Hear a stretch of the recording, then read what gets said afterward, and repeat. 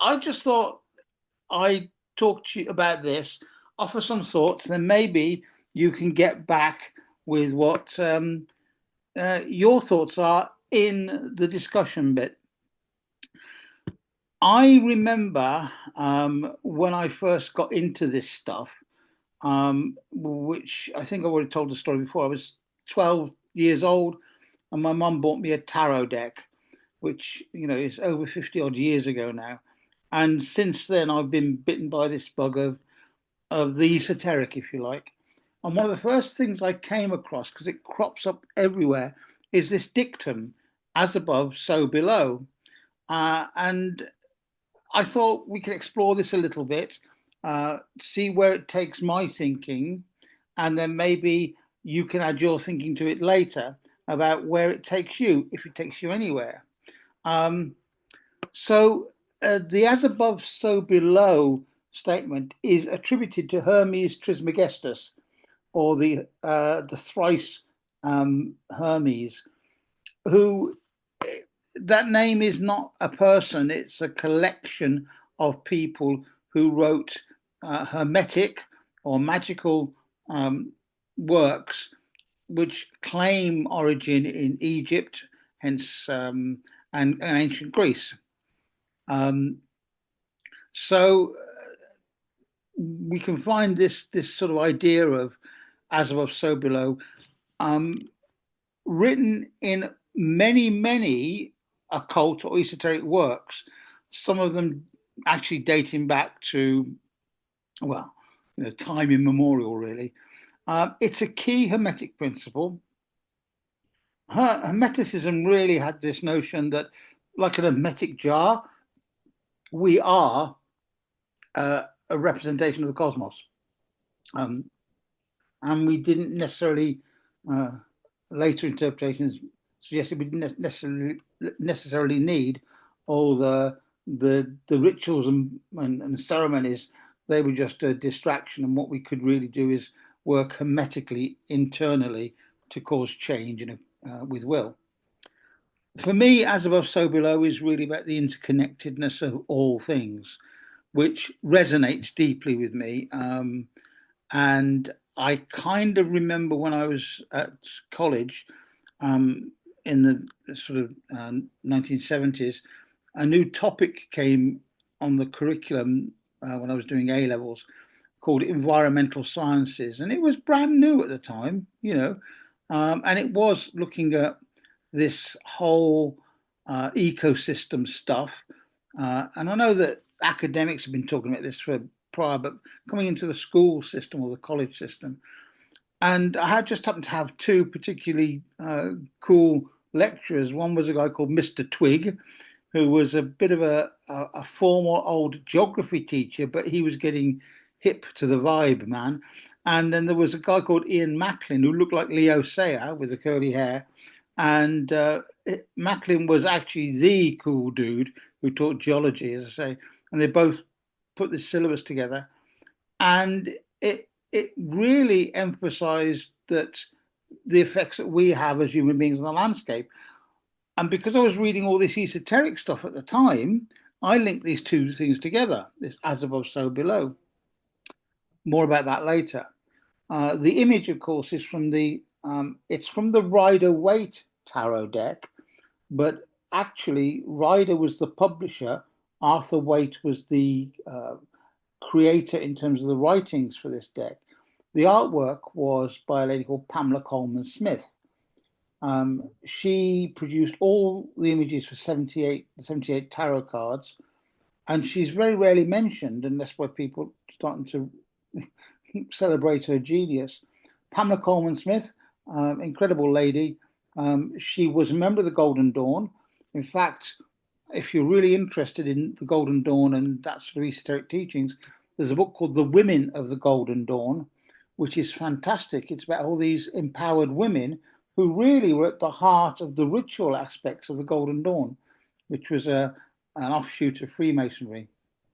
But the Golden Dawn had this syllabus of teaching, occult teaching, of which the tarot deck was the signpost to the chapters of this a system. More about that later. But the magician card in the major arcana is interesting because the stance, pointing upwards with the wand, pointing downwards with the finger, is that as above, so below symbol. And the infinity symbol over the magician's head is such that because the magician knows the secret of as above, so below, the magician is as infinite wisdom. I do think it's really interesting that if you look at this card in a lot of detail, you have the foliage at the bottom of the card mirrored by the foliage in heaven, if you like, that's hanging down. And on the table in front of the magician are the elements uh, which were represented by the four suits in the tarot: cups, swords, wands, and pentacles. So this magician here, this card is of somebody empowered enough to start to realize that the connections between heaven and earth himself, and is ready to act upon that with the tools on the table. And I would maintain that this is personal now, you can accept it or not, is that actually true wisdom, especially magical wisdom, comes from an understanding of this as above, so below principle, which is where I'm going to take us on a brief journey now. Um, One of the things I find interesting is that this dictum, as above, so below, features in lots of different occult works. And if you remember the talk we did on the Kybalion, actually 20 odd episodes ago now, which you can find if you've signed up for the downloads. The Kybalion was a booklet written by the three initiates. Again, there's controversy as to who they are. Written in the 1900s, and it was a restatement of some of these Hermetic principles. But in the Emerald Tablet, which is said to be a copy, the Kybalion is a copy of the Emerald Tablet, which is supposedly discovered these mystical laws, seven principles that are carved on an emerald stone somewhere in Egyptian times. Nobody's found the stone, but it exists as a summary of work from back then.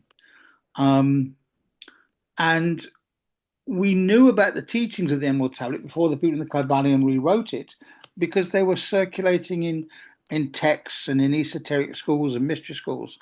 And these seven principles, I say, which explored in the Kybalion, inspired generations of magicians, and I mean that in the sense of occult magicians. On the right there, it is true without lying certain and most true, that which is below is like that which is above. That's actually a translation from the 16th century, a text by Isaac Newton. Yeah, the guy, the gravity guy, the apple on the head guy. Because one of the things that I find truly fascinating about early scientists is they weren't scientists. They were called natural philosophers, and nothing was out of bounds for them. In fact, Newton wrote more about esoteric stuff and alchemy than he did about the mathematics that we know him for today. So I think it's really interesting that there was no boundary between mysticism and science, because the aim of mysticism is to understand the workings of the universe. The aim of science is to understand the workings of the universe. They may have different methods and different approaches, but that's the core aim. So this Emerald Tablet, this mythical thing that may have existed in centuries BC, the teachings of it survived and came to be written up during the sort of 16th century, the 17th century, the 18th century, and into the 20th century. And these ideas were talked about and borrowed. Now, this is where we take a bit of a sidetrack, and hopefully it's going to make sense. The purpose of esoteric teachings, I believe, and the purpose of occultism, occultists, the word occult simply means hidden. The purpose of studying these things is to understand the nature of creation and our place within it. one of the reasons that churches, particularly, and sort of railed against people making these kind of quests is that they run in the face of or reinterpret scripture. And that's what the church doesn't want us to do. So if we look at the King James version of the Bible and the Gospel of John, we see this wonderful, wonderful quote. In the beginning was the Word, and the Word was with God, and the Word was God. Now, many pagans I know rail when they hear the word God, because in our Judeo-Christian background, we are encouraged to perceive God usually as an old white dude sitting on a throne somewhere. And in fact, God for me is just that word that sums up that which we can't directly comprehend, but we make human in order to comprehend. So, you know, yeah. What I find interesting about this phrase in Gospel of St. John, um, in him was life, and the life was the light of men. So, in ancient mystery traditions, and particularly and certainly in scriptural traditions, we arrive at a place where there's people, and we don't explore how the people got there. We just assume God made them. Older traditions, and particularly Jewish tradition, which on the right there, that's an image from the Jewish traditions of the Kabbalah, which again has been adapted for Western mystical teachings. We have this notion that creation began from some space above this tree, this series of spheres, this series of balls, and the series of balls became the moment that the Word of God became manifest. And when it became manifest, it becomes material slowly. And each step on this rung down the ladder, the God essence is filtered out and the material essence is put in, which gives us the divide between spiritual and material. I'm not going to get too hung up about on the tree of life here because we did do a talk about the Kabbalah some time ago. If you want to go back and look at it, but it's important to look at it here because this is a map, a road map for how we connect back to the cosmos from which we came. The tarot was reinvented by Western magicians to become the way, the pathways that we go back to the top sphere. Top sphere there is called Kether or Keter, which is, if you like, it's the God that's made manifest. And there are 22 paths, either pink or green lines on this diagram, which relate to the tarot cards, the tarot trumps. And so the tarot is a way of connecting your journey between these spheres. Each of these spheres, 1 to 10 spheres, actually connects to the 4 tarot suits and the remainder of the cards in the tarot deck. The aces, the twos, the threes, the four, and there are 4 suits. So each one of these spheres is like an onion skin with 4 worlds in it. That sounds incredibly complicated, but I hope you're with it. All magical teaching, doesn't matter what system they use, is about raising our awareness from the earth level at the bottom, called Malkuth, raising ourselves to become one with the cosmos, however we choose to do that. As a side note, and I know Mike will be aware of this because we went to have a look at a place. We went to look at a Freemasons temple, and the 2 pillars, the black and the white pillar there, exist within Freemason temples, masonry temples. And the middle pillar is us. We are the middle pillar oscillating between 2 extremes to try and become perfect. And so when you look at Mason temples, Freemasonry temples, you will have the black and the white pillar You'll have a checkered floor in front of those pillars, and you'll have an image of the carved block and the uncarved block. The uncarved block is a stone that is represented as being rough and natural and not finished in any way. And the carved block is a perfect cube. And I'm not sure many Freemasons at the introductory levels of the craft are aware of this, but actually Masonry is a spiritual journey, always was a spiritual journey. And that's why the Golden Dawn borrowed imagery from the Freemasons, because they wanted to reconnect their brother and sisterhood to a spiritual path that they believed Freemasonry had lost. There's a lot to be said there. It'd be great to get a Freemason on to talk about this sort of stuff. However, if we're trying to understand creation from this perspective, we need to try to get beyond any one spiritual description of the way we are as people. We've all been brought up with the Bible, and actually, within the Bible itself, there is some great stuff about the nature of us and the nature of existence. But often it's been edited in such a way that it just teaches a specific interpretation of this wonderful set of creation stories and myths. For example, nowhere in the Bible is the concept of hell mentioned. When it is mentioned, it's mentioned as Gehenna, which can be transliterated into Armageddon, the end, but it refers specifically to a hill outside of Jerusalem where dead bodies were put, a mausoleum where they didn't, so a burial ground. And the idea was, if you didn't find your way to connect to the spiritual aspects, you would end up as a corpse on this this kind of mound outside Jerusalem, which was a representation of not a nice place to be, hell.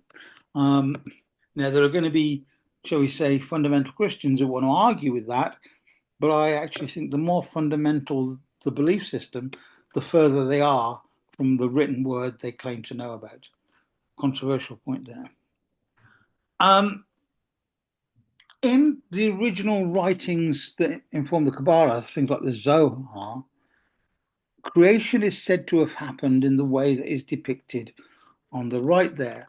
Some blinding source, let there be light, to cause the lightning flash to travel to Earth. And as the lightning flash traveled through the 10 spheres on the way to Earth, some of the divine essence was filtered out. And as divine essence was filtered out, we lost the connection between the above and became totally focused on the below.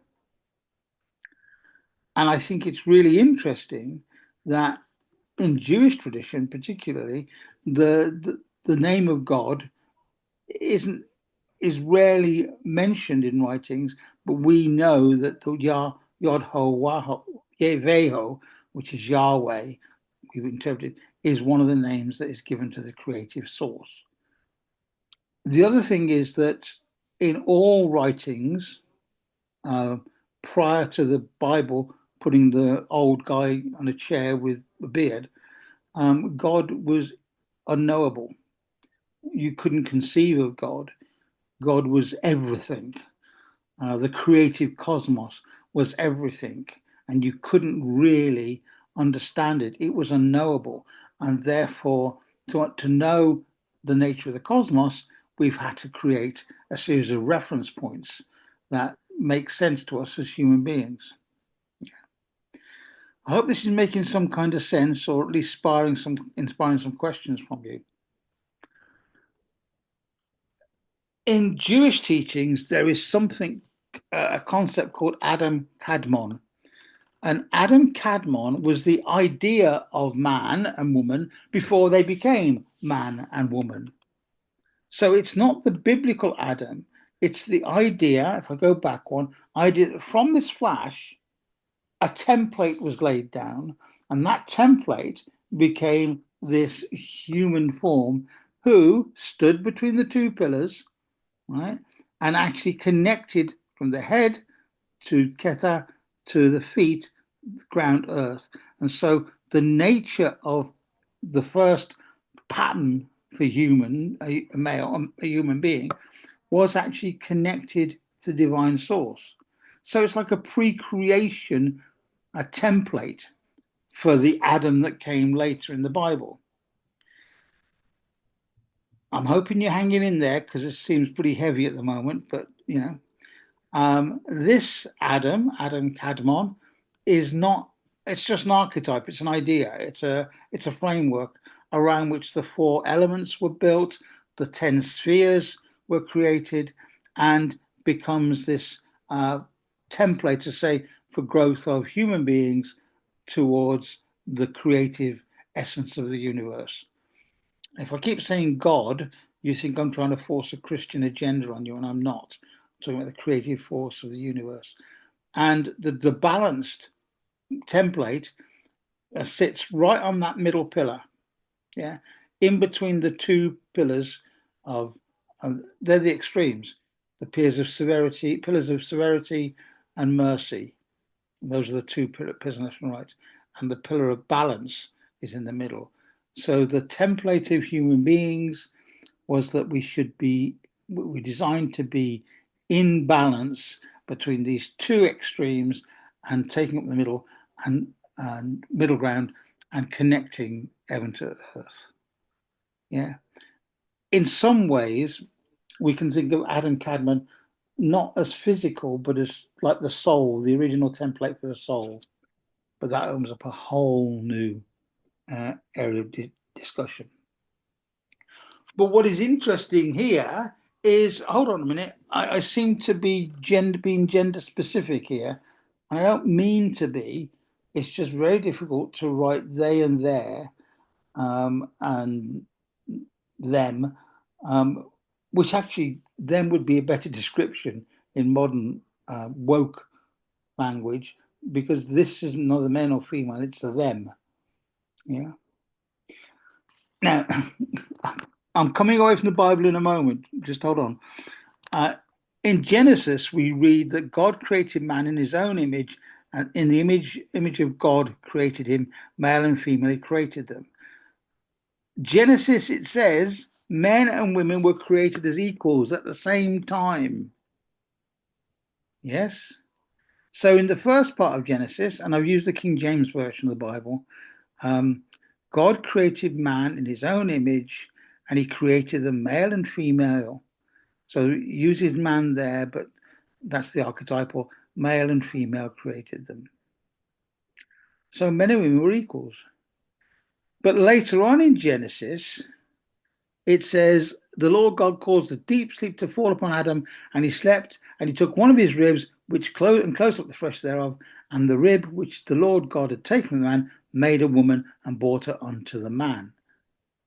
So even within the one book of the Bible, within a chapter, we have male and female created together, and then we have the Lord God saying, actually, no, I'll take the rib from Adam and we'll make a woman. So men came first, no pun intended.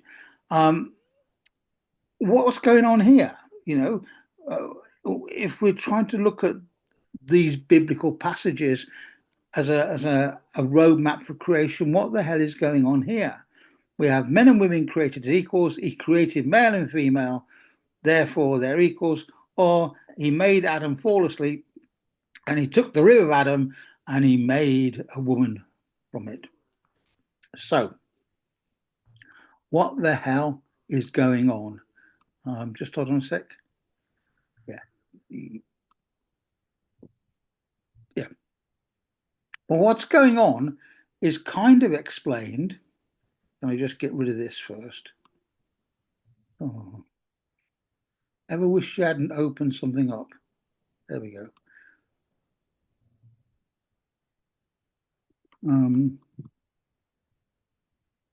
Close that. Bring that down and close that. There we go. Go back a bit because I've lost my flow there. Oh, not that way, not that way, that way. Yeah, we've got this male and female created uh, equally or together. Now, the way that some early mystics got around this biblical problem is they said something else. They created the idea of a first Eve, which was called Lilith. And that first Eve was the woman that God created first. And the idea is that they were created as equals. But uh, Lilith wanted to claim her equal status, and Adam didn't like it. Basically, one of the things she said is that she wanted to be on top while they were making love, basically. And one of the stories is that because of that, Adam complained to God. God said, "Really sorry, pal," banished Lilith, and then made another Eve, which was from his rib.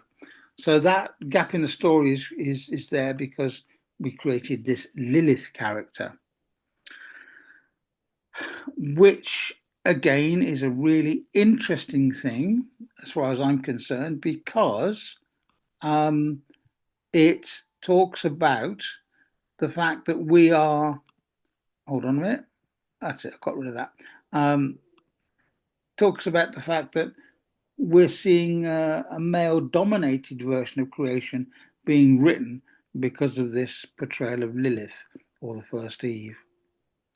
Now, all this is important as far as I'm concerned, is because if we're trying to explore the as above, so below concept, we can't actually, or I can't actually, um, talk about the as above, so below is different depending on what gender you are. It doesn't work for me. And so the workaround or the interesting thing is this Lilith story, which very few people actually uh, have heard about unless you are inspired by Jewish teachings. So, whatever, human beings came from the inspiration of the cosmos or God, whichever you want to call it. Therefore, human beings actually contain elements of God. And the teachings of the Kabbalah is that by filtering out the spirituality and putting into the materialism, as you move down those 10 spheres, down the tree, down the lightning flash, you become more and more human, less and less spiritual, and therefore more and more unaware of your true spiritual nature, which I think is very interesting. So I've used the word God several times in this, and I was trying to find a way to get myself out of the this idea that you might go away thinking I'm talking about a Christian God or a Buddhist God or gods, and and what is this unknowable that created us? If we look at the cosmos as an idea, then the cosmos in its entirety we can't comprehend. Well, I can't. I think human beings can't comprehend the vastness of the cosmos. The moment we start talking about millions of light years to the center of the galaxies, and then there are galaxies within galaxies within galaxies, it just becomes gobbledygook. And so, one way for me to try and explain the cosmos, as I did when I was trying to teach some theology and actually, would you believe, some earth sciences and astronomy, was that I found this lovely metaphor of uh, blind people trying to describe an elephant. They couldn't see the elephant, but they could only touch one bit of it. And the bit they touched was the bit they describe. So the person holding the tail would give you one description of the elephant.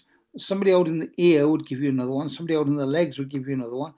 And therefore, to build a complete picture of the elephant without seeing it is really difficult. Because if one person said it's long and thin and ropey, another said it's actually like tree trunks, the one said it's wrinkly like old skin, another said it's floppy, another said it's got a big dangly thing, others said it's got really hard, set of um, spikes at the front of it, you're never going to understand what an elephant is.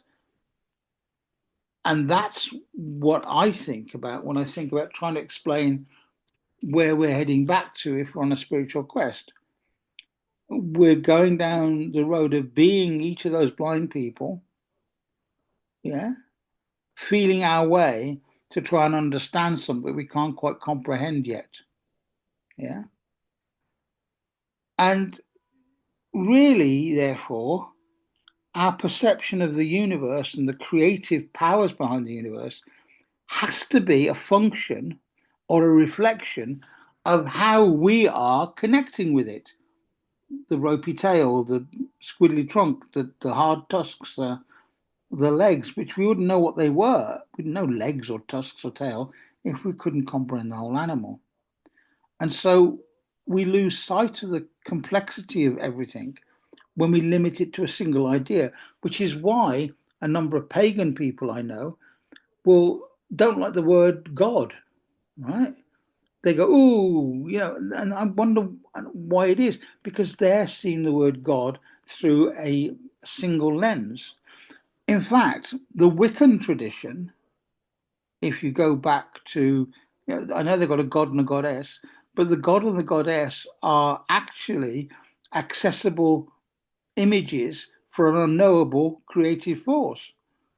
Um, yeah, so interesting. Now, I started off by talking about the fact of, environmental science. What's that got to do with it? Well, if you're aware of the Gaia hypothesis, proposed by James Lovelock in 1972, he was really interested in the idea that the non-living parts and the living parts of the Earth work together to regulate the planet's climate and environment. And it's a complex system. Now, a number of New Age thinkers have taken that a stage further to give you Gaia consciousness and Gaia this, that, and the other. But if we just look at James Lovelock's basic idea, we can see it in operation. It's where the environmental science course I was doing took off. You know, every little bit of material on Earth contributes to the whole. And if you change any element of that in its small way, you start to have an impact on the rest of it. You've only got to look at the moment at what's happening with the climate, right? It would take somebody who is very myopic not to connect the storms, the hurricanes that we've been having with climate and environmental changes.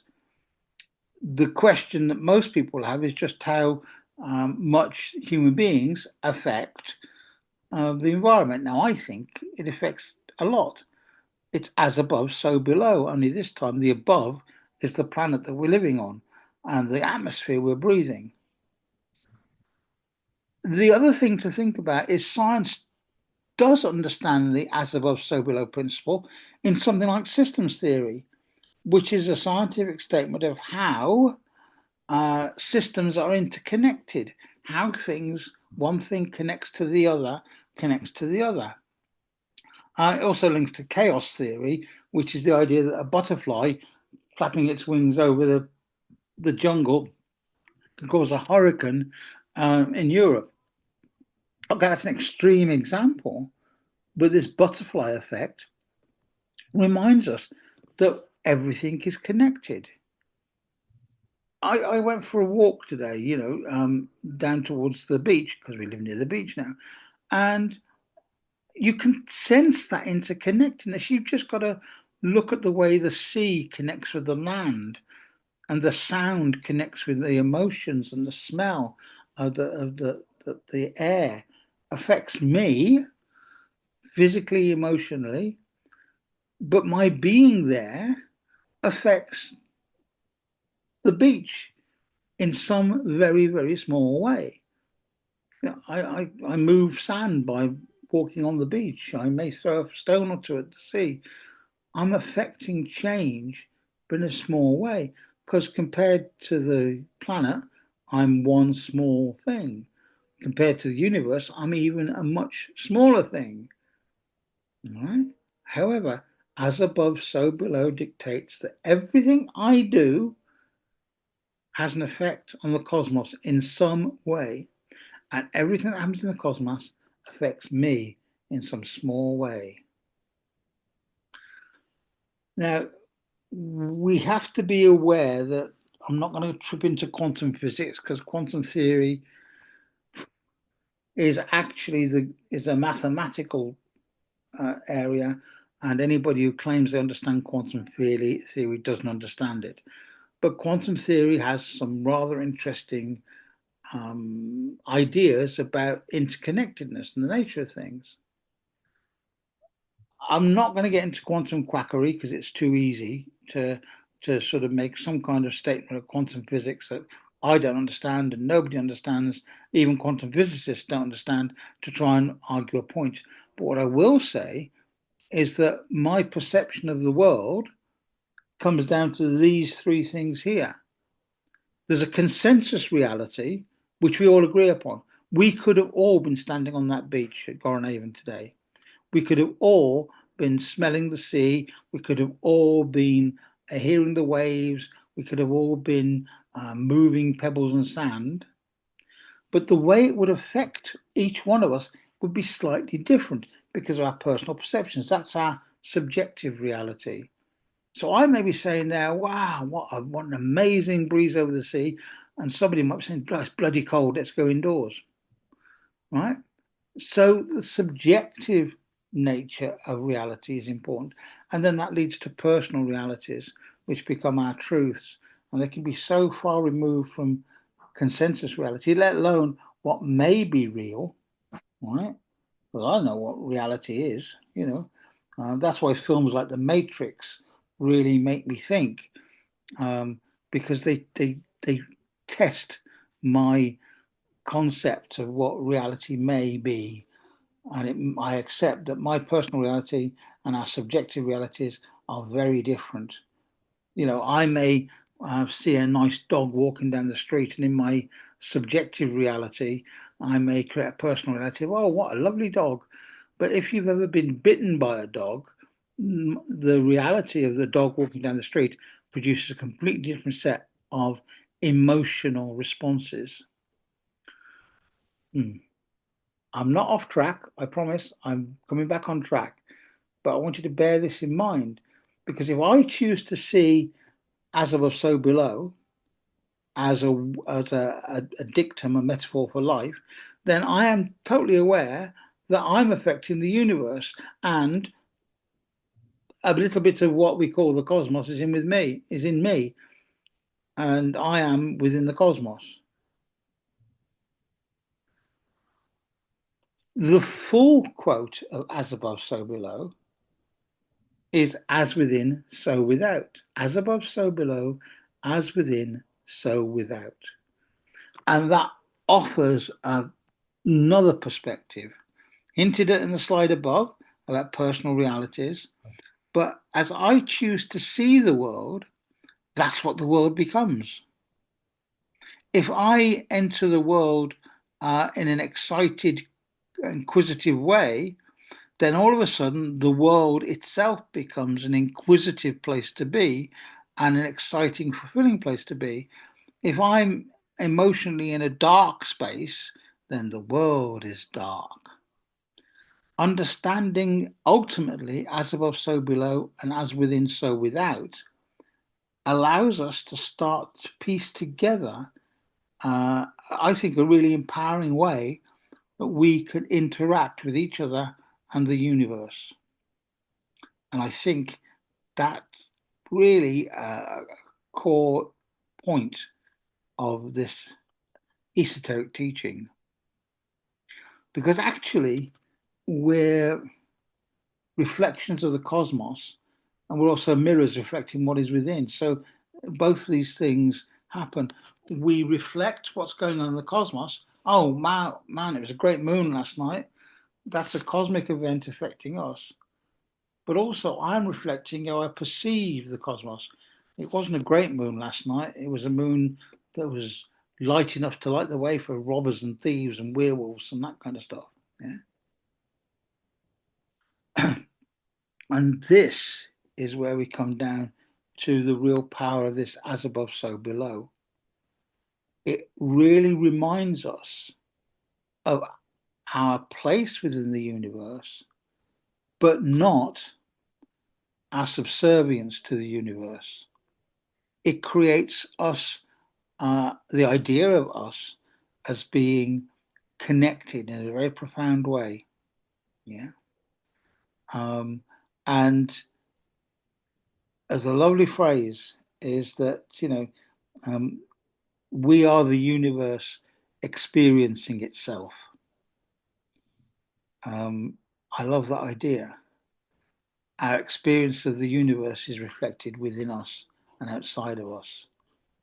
And we've moved from, shall we say, science into mysticism through to quite empowering philosophy about the way we can be guided on our pathways through life. And so, this idea of karma, I have a real problem with karma. Um, there was a fantastic book by Antirio Ali, who was a surrealist, and he wrote a book called, he wrote a book called Angel Tech. And inside that book, there is a wonderful chapter called Karma Mechanics. I just, yeah. As above, so below, as within, so without, is really this. If you want to put a science head on it, it's Newton's third law. Remember, Isaac Newton was actually an alchemist and into this stuff as well as a mathematician. But he said, the idea that there is, for every force, there's always an opposing force. The idea that force comes in pairs. You push on the wall pushes back, or it resists. Yeah. And that's the science statement. The mystic statement is that everything that happens in the universe affects us. Everything we do affects the universe. The difference being the extent to which that effect is immediate. So the idea of karma for me is that if I react in a certain way within the environment, whatever I project is reflected back at me. I don't necessarily see karma in the way that some people do, is about, um, you've got to accrue positive karma to move on to the next life, or not to come back as a slug, or whatever that religious system is. Karma for me is this very simple cause and effect. My good karma is allowing myself to create positive effects for me by being positive to the universe or to others. Now, here is the problem, and it's a big problem. Good, evil, right, and wrong are human words and values, and the universe doesn't speak in that kind of English. So, how do I know I've got good karma or bad karma? I don't think that exists. It's just karma. If I run up the wall at 100 miles an hour in the hope to knock it over, then the wall resists my 100 miles an hour and I may have certain problems. Or the wall may fall down. Yeah. So, this word occult and occultist, it's about time society had a really heart to heart discussion about what this is. An occultist is somebody who is a seeker of hidden knowledge and allows for a deeper connection with the cosmos. I would dare to suggest that all of you sitting listening to this are occultists because you're willing to look at different views of the way the universe works, and you're willing to explore different possibilities and potentialities. I think occultists will use rituals, meditation, art, poetry, oracles, divination, spiritual experiments to enrich the connection they're trying to find with the universe. They're trying to explore as above, so below. And they'll also have non-conformist ideas about truth, reality, judgments of good and evil. Because actually, as far as the universe is concerned, do the words good and evil, right and wrong, have any meaning whatsoever. Now, that doesn't mean I'm giving everybody license to go out and harm each other. Of course, I'm not. What I am saying is that the law of as above, so below means that if I start out on a murderous rampage, at some point, the universe will bite back and I will get what I put out. And I think we need to be aware that there's some rather interesting connections we can make between the idea, these emetic ideas. And there we go.